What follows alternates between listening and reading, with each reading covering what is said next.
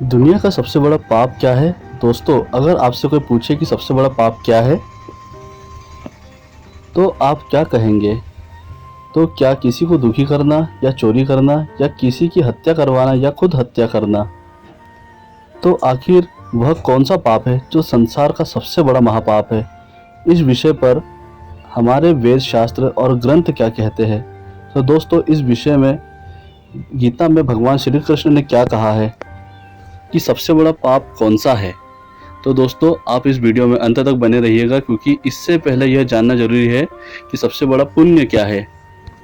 तो इस संसार का सबसे बड़ा पुण्य है किसी भूखे व्यक्ति को खाना खिलाना और किसी बेसहारा की मदद करना। यानी आप किसी गरीब बेसहारा की मदद करते हैं तो वह सबसे बड़ा पुण्य माना जाएगा।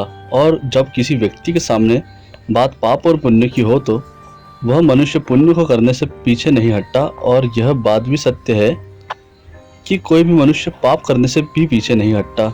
जहाँ लोग बहुत पुण्य करते हैं, वही लोग एक ऐसा पाप भी कर बैठते हैं जो आपकी सभी पुण्य की फल को खत्म कर देता है। यहाँ तक उस मनुष्य को उसके पापों की सजा उसको उसके उसी जन्म में भी और अगले जन्म में भी भोगना पड़ता है। इस संसार में कई प्रकार के लोग होते हैं। कुछ लोग बहुत बुरे होते हैं जो जिंदगी भर पाप ही करते हैं, तो वही कुछ लोग बहुत अच्छे ही होते हैं जो कभी एक झूठ तक नहीं बोलते, हमेशा सत्य पर चलते हैं। तुम उनके लिए पाप करना तो बहुत दूर की बात है, हमेशा अच्छे कर्म में ही रहते हैं।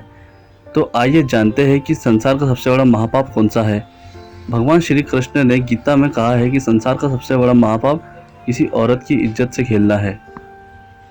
जो व्यक्ति किसी औरत की इज्जत से खेलता है वह दुनिया का सबसे बड़ा महापाप करता है।